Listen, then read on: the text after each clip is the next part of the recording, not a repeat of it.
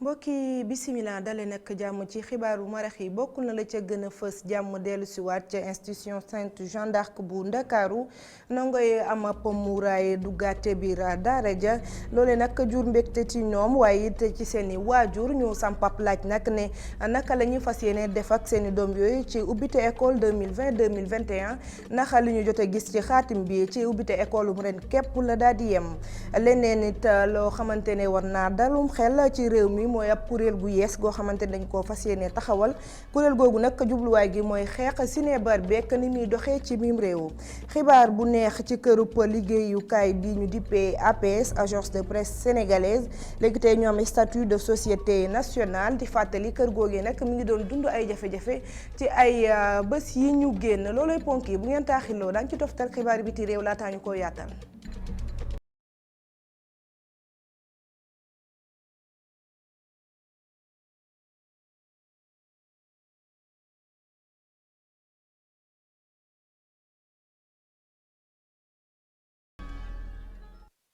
asalaamaaleykum mbokki xibaar yi dañu koy door rek la xewoon ci île de la Madeleine ci ay bés yi ñu génn muy ñeenti nit ya ca ñàkkoon seen bakken fanweer ak juróom-ñaar génnoon muccoon ci gaal ga gannaaw nag ba mu suuxee ca wax ya tey jii nag jëwriñ gi ñu dénk wàllum environnement di Abdou Karim Sall doon daje koy taskatu xibaar yi ne boobule bërëb nag dañu koy daal di ndar képp maanaam fii ak ab diir du daal di tijji kenn mënatu faa dem ndax dañoo bëgg a mëtës lépp lu jëm ci wàllum kaaraange gi daañ ci dellu si waat laata xibaar yi di jeex leneen it ci biir xibaar yi ni ñu ko jundee ci institution Sainte Jeanne d'Arc jàmm dellu si waat na fa ndongo yooyu muuru tey jileet dugg nañ ci seen biirub classe safonteeg seen i naataango loolee jur mbégte ci ñoom waaye it ci seen i waajur yi ñu àndaloon waaye am na leneen it loo xamante ne ñu ngi cay bàyyi xel mooy ubbiteeb école déwén ndax seen doom yooyu fas yéene nañ leen bàyyi ñu jàngee ca boobu le bërëb reportage Youssouf Konté. ginnaaw ay jàmm niki tey ci alxamis bi ndongo yi di jàngee ci daara ji di Sainte Jeanne d'Arc te ñuy muuru xëy nañu wutali daara ji ak seeni ay wéyjur gannaaw bi nga xam ne coow li lëmbe woon na lool réew mi.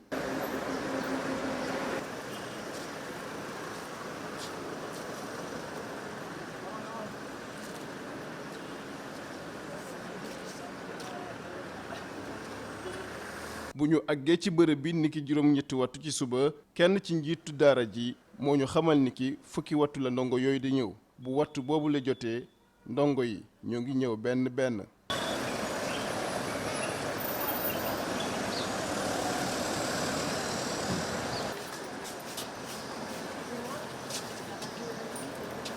xale yi di fësal seen mbégte ci li ñu ñëwaat tey jile. oui je suis soulagée. kontaan naa loolu li ma ñëwaat ci école bi ngir jàngi si xam naa tey si ngoon sax normalement war nañ commencé waat dara rek moo si xaw a métti mooy li ma tardé li mais dinaa ko jéem a rattrapé ci week-end yi bu ci yàlla àndee. way jur itam naka noonu te it ànd nañ bu baax a baax ak museur yi leen daara ji woon. kontaan nañu trop ci li xew tey nit yi yëpp kontaan nañu. État bi def na liggéeyam bu baax a baax et on souhaite donc que ça continue comme ça parce que Sénégal jàmm la am te jàmm la ñu bëgg. te sax yenn waajur yi jàpp nañ ni fu mu ne nii coow li jeex na takk ci at bii. tey comme yàlla dimbale na ba affaire yi apaisé ba ñëpp reprendre ñoo ngi ciy sant yàlla fulaar bi ñu école bi proposé fulaar bi baax na képp ku ko gis ñun ñëpp. képp ku ko ci teg bët gis nga ne baax na parce que inspectrice bi de l'académie moo ñu assisté avec en présence des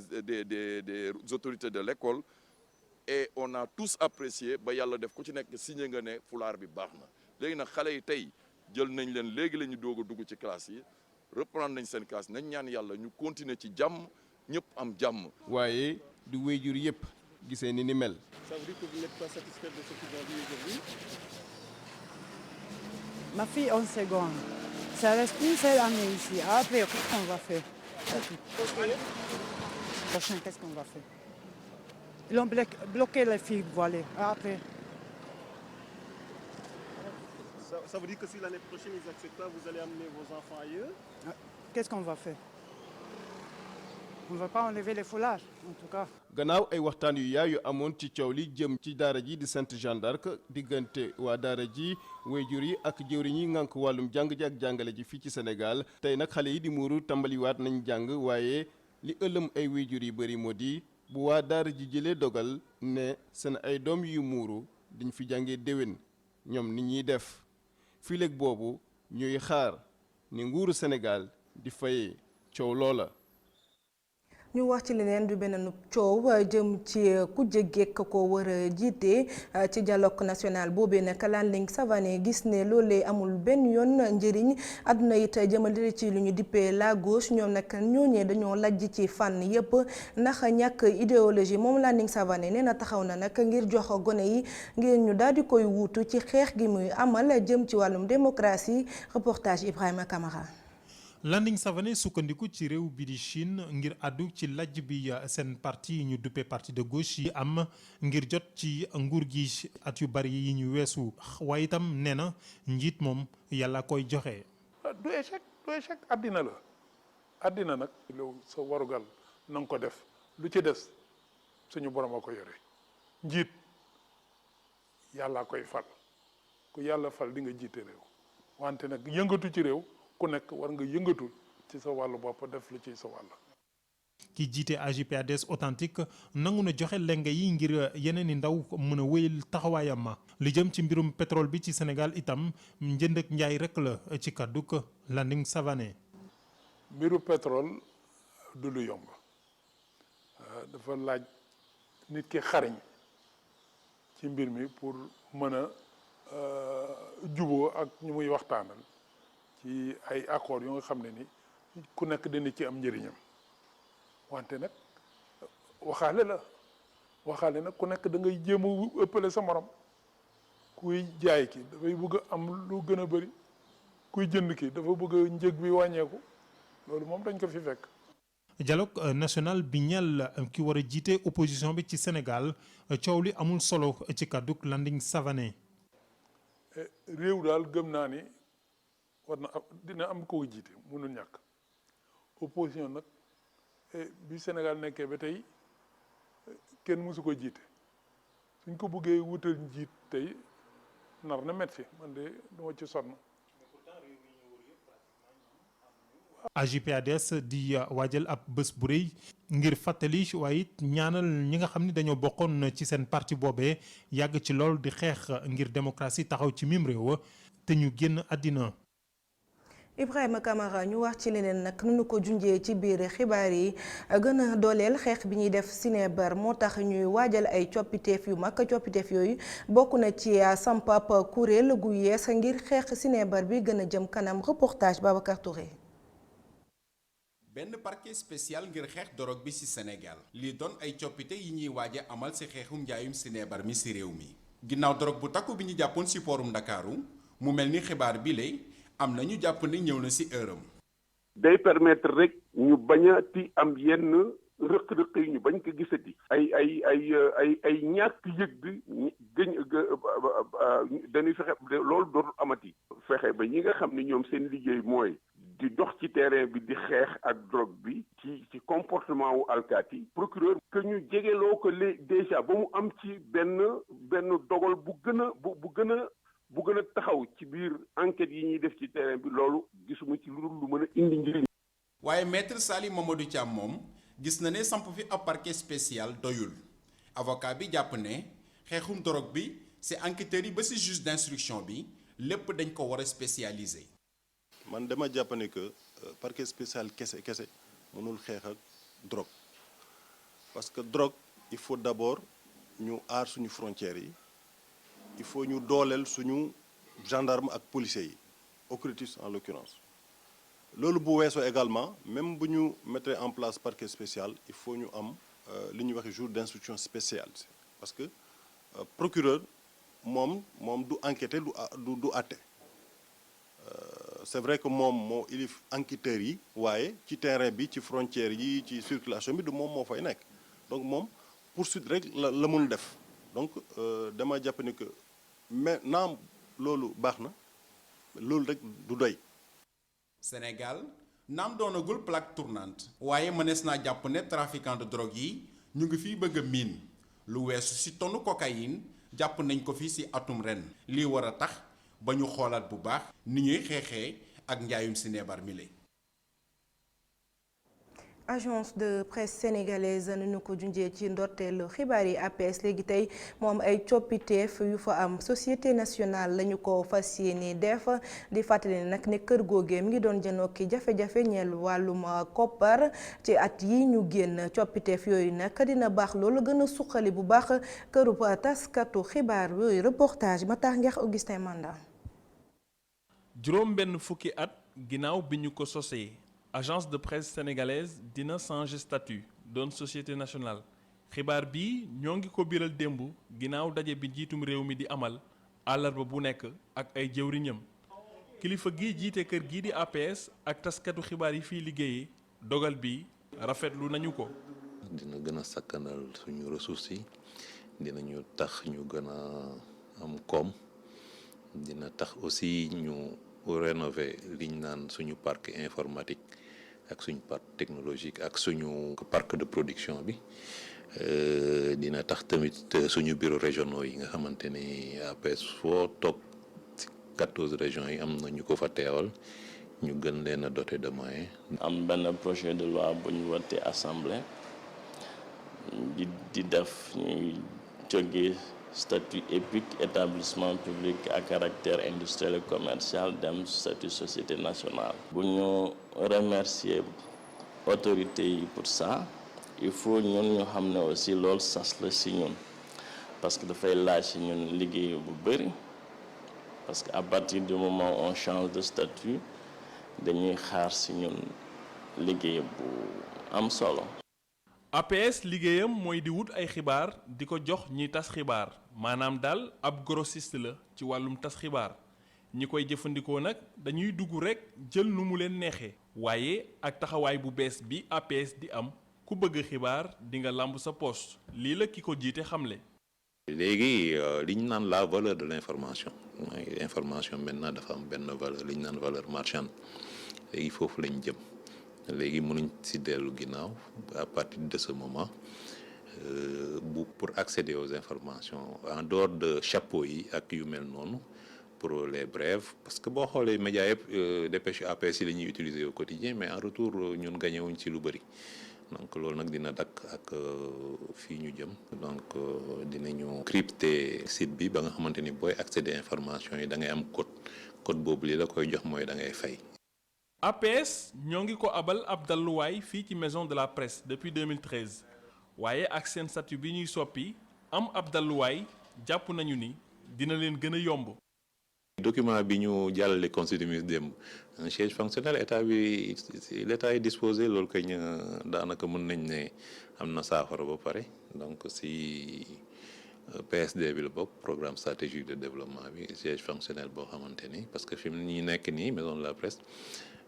dañ ñu ci autorisé de façon provisoire à occuper les locaux parce que fi ñu nekkoon au centre-ville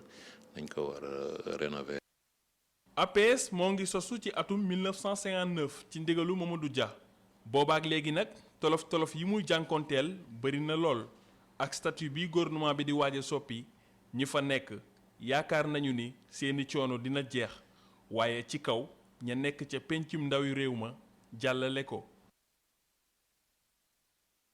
ni ñu ko waxee sànq parc Île de la Madeleine nag dañu ko fas yéene ndar képp ba fekk jëmmi jamono ki ko xamle mooy jëwriñ gi ñu dénk wàllum alam bi di Abdou Karim Sall gannaaw nag moomu doon janok way taskatu xibaar yi ne ndogal boobu nag mu ngi tukkee ci fekk lépp lu jëm ci wàllum mutuwaay ñeel wàllum kaaraange gi motewul boobule bërëb duñu ko tijjuwaat ngir askan wi mun faa dem dañu koy daal di déglu àdduna ci micro Amago Xobeex ñan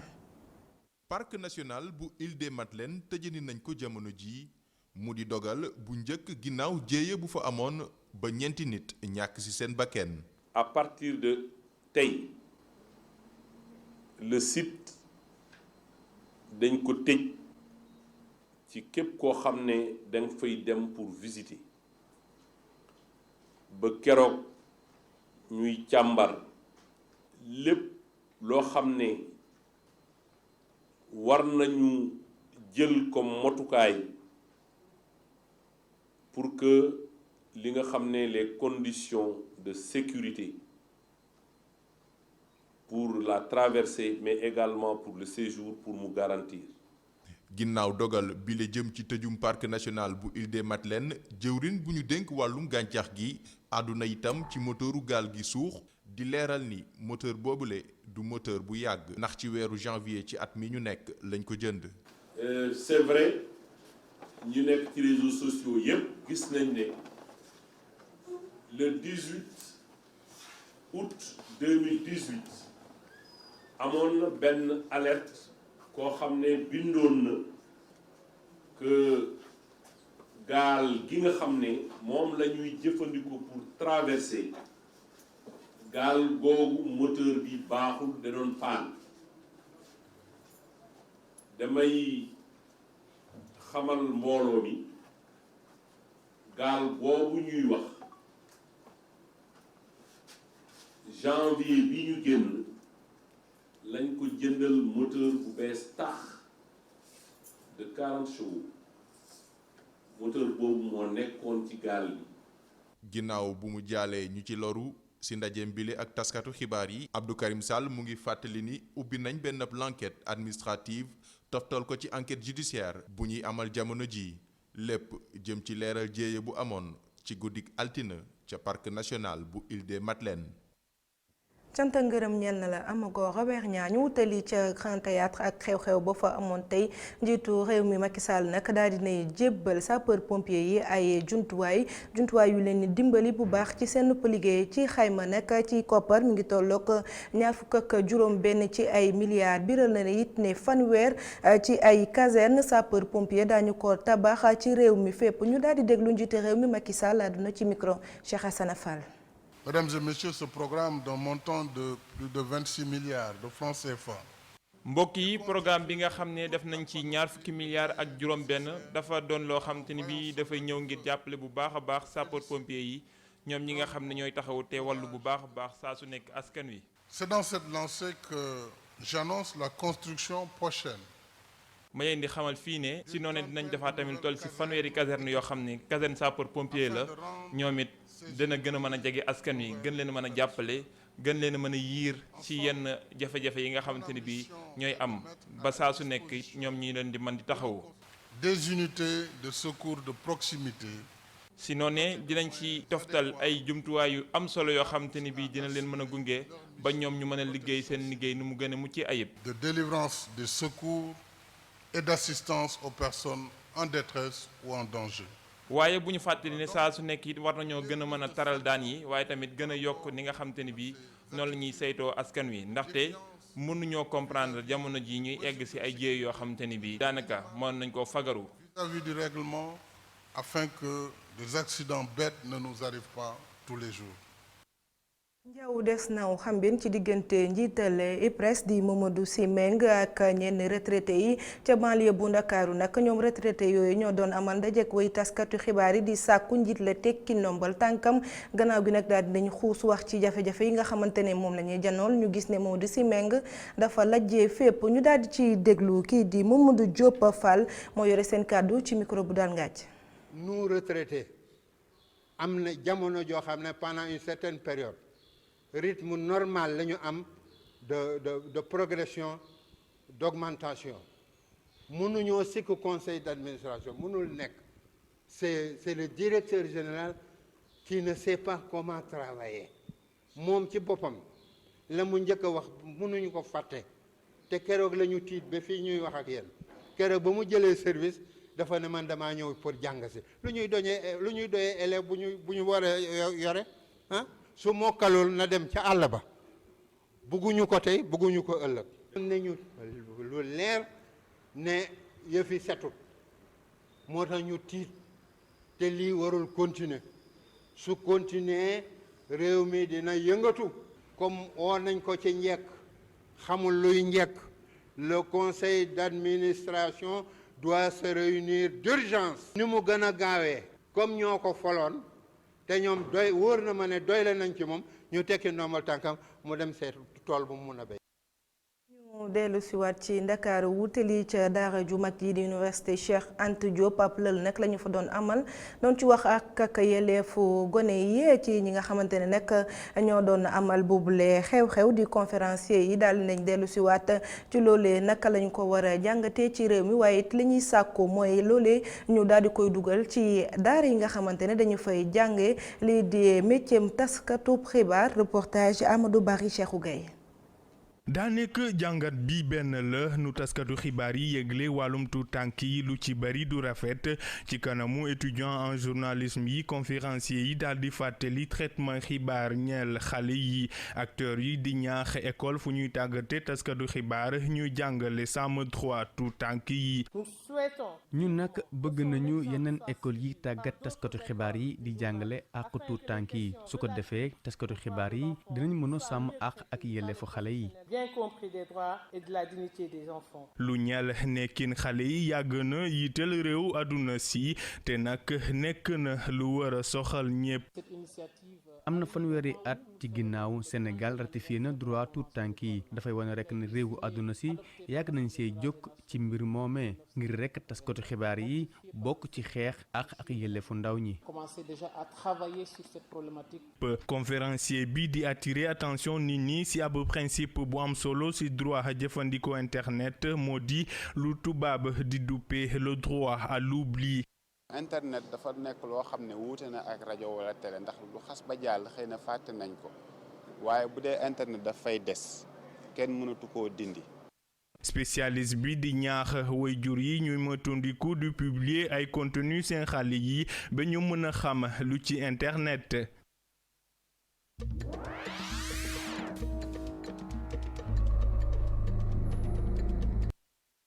ponk ci biir xibaar yi biti réew daañu dem ca Tunisie ca Tchad ak ca Japon andi ceeg Cheikh Hassana Fall. Zine El Abidine Ben Ali doonoon fi njiitu réewu Tunisie moom mujj naa wuy ji boromam fële ca Arabie Saoudite foofee xam ne fa la demoon daw làqute ji ginnaaw révolution ba amoon ci dëkkam ca 2011 ki xam ne ni di ministre tunisien bu affaires étrangères moom mi xam ne jiite woon na réewam ci lu tollu ñaar fukki at ak ñett moo ngi mujjoon jóge ca nguur ga ca atum 2011 ginnaaw ab mouvement populaire boo xam ne sax moo mujjoon jur printemps arabe le 14 janvier 2011 sax moom la njiitu réewu Tunisie boobee mujjoon fàq daw ca Jidda ca Arabie Saoudite mujjoon fa làqutu ji ak njabootam ci at yi ñu génn nag yàgg nañoo wax ne moom mujj naa génn àdduna waaye loolu yëpp nekkoon ay waxi kese ci atum 2018 bii nii rek le procès bi waa dëkkam amaloon doon ko joxoñ ay baaraamu tuuma ci lu jëm ci mbiru homicide volontaire abus de pouvoir wala sax détournement de fonds ginnaaw loolu nag ñu daanoon kay ay ati kaso yoo xam ne waroon na ñëw tëdd ko moom mi la xam ne tunisiens yi ñoo ngi ko doon woowee Ben Ali génn na àdduna ca ba muy am 83 ans moom mi xam ne ca 1987 la tàmbali woon jiite Tunisie ba ca 2011.